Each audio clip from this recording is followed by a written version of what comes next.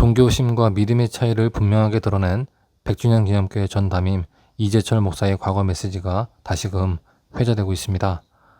이 목사는 종교심은 깊어지면 깊어질수록 종교심 그 자체가 인간의 의욕, 자랑거리가 된다고 설명했는데요. 종교심의 주체가 인간 자신이기 때문이라고 전했습니다.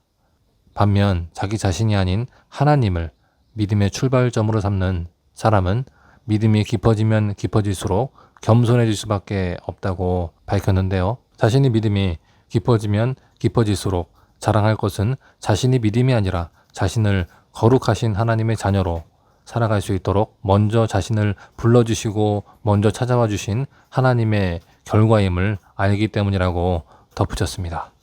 자기 의를 자랑 삼는 공로신앙에 젖어 있음에도 불구하고 이를 마치 믿음으로 착각하고 살아가는 종교인들에게 경종을 울리는 메시지가 아닐 수 없었습니다. 이 목사는 특히 단순한 종교심에서 성숙한 믿음으로 나아가려면 발상의 대전환이 이루어져야 한다고 힘주어 강조했는데요. 다음과 같은 메시지였습니다. 그리스도인이 바른 믿음의 삶을 살기 위해서는 반드시 발상의 대전환이 선행되지 않으면 안 됩니다.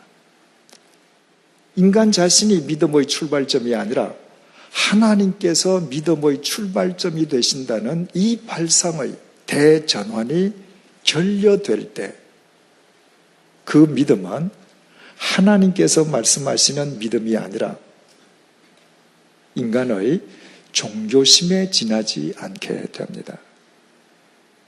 인간의 종교심은 깊어지면 깊어질수록 종교심 그 자체가 인간의 의욕 자랑거리가 됩니다. 종교심의 주체가 인간 자신인 까닭입니다. 그러나 하나님을 믿음의 출발점으로 삼는 자는 믿음이 깊어지면 깊어질수록 겸손할 수밖에 없습니다.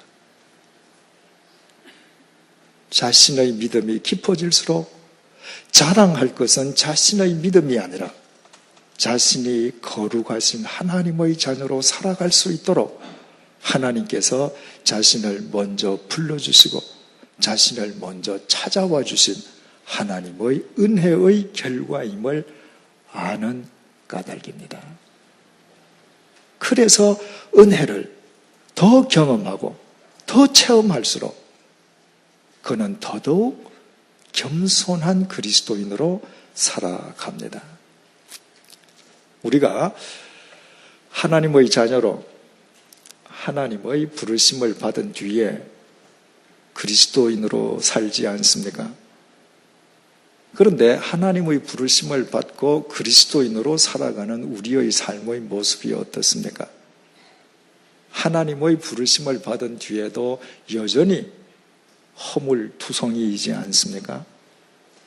그럼에도 하나님께서는 우리에게 꼭 필요한 은총을 날마다 내려주심으로 우리가 오늘 이런 모습으로나마 그리스도인으로 이 자리에 앉아 있을 수 있습니다.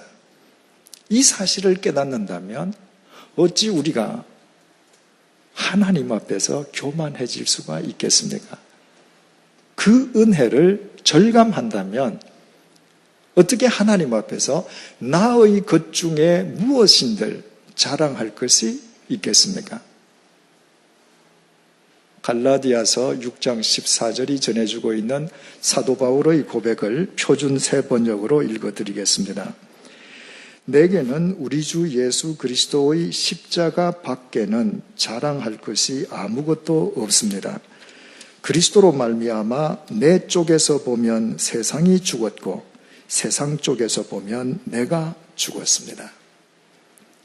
사도 바울에게는 참으로 자랑할 것이 많았습니다.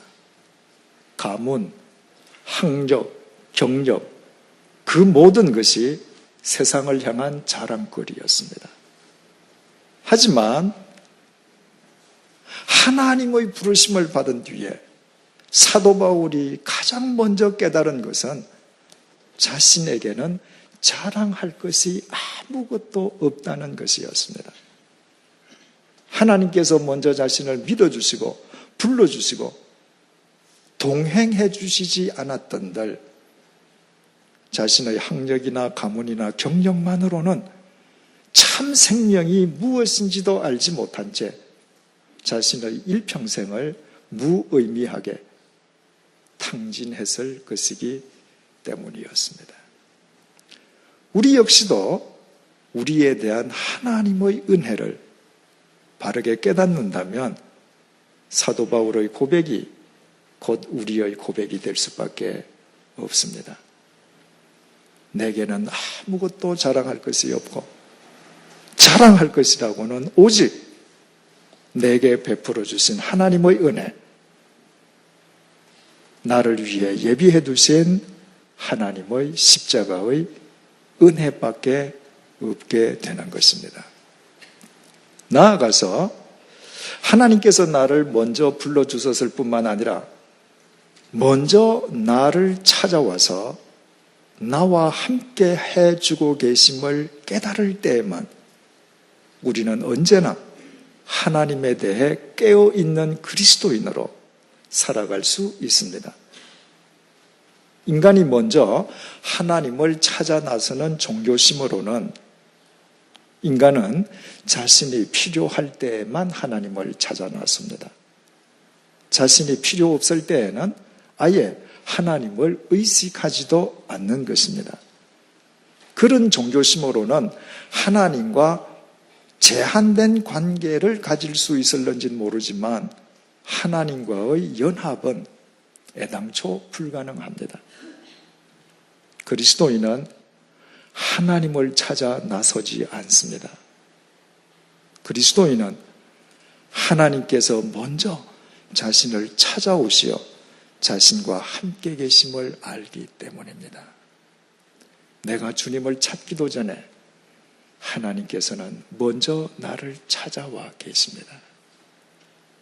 내 앞에서 나를 인도하시고 내 뒤에서 나를 호위하시고 내 속에서 나와 더불어 계십니다. 내가 의식하든 하지 않든 상관없이 그분은 언제나 나와 함께 하십니다. 때로 내가 그분을 망각하고 그분을 외면하고 있을 때에도 그분은 여전히 나와 함께하고 계십니다. 시편 121편 시편 기자의 고백처럼 내가 곤히 잠들고 있을 때에도 하나님께서는 졸지도 주무시지도 않으시고 내 곁에 계십니다. 그 사실을 깨달으면 어찌 그 하나님에 대해 깨어있는 그리스도인이 되지 않겠습니까? 시편 139편 1절에서 4절에 기록되어 있는 다윗의 고백을 표준 세번역으로 읽어드리겠습니다. 주님, 주께서 나를 샅샅이 살펴보셨으니 나를 환히 알고 계십니다. 내가 앉아있거나 서있거나 주께서는 다 아십니다. 멀리서도 내 생각을 다 알고 계십니다. 내가 길을 가거나 누워있거나 주께서는 다 살피고 계시니 내 모든 행실을 다 알고 계십니다. 내가 혀를 놀려 아무 말 하지 않아도 주께서는 내가 그 혀로 무슨 말을 할지를 미리 다 알고 계십니다. 우리 곁에 우리와 함께하고 계시는 하나님께서는 이처럼 우리의 일거수일투족을 훤히 들여다보고 계십니다. 우리의 모든 행실을 다 감찰하고 계십니다.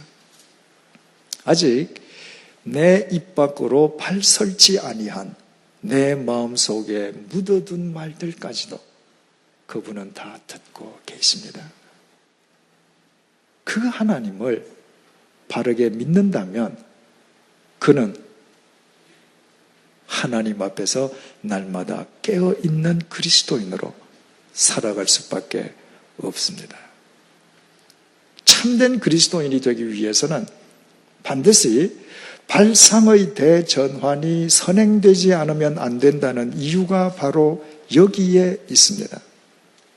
믿음의 출발점이 내가 아니라 하나님이시라는 발상의 대전환 속에서만 우리는 언제나 겸손하고 깨어있는 그리스도인으로 살아갈 수 있습니다.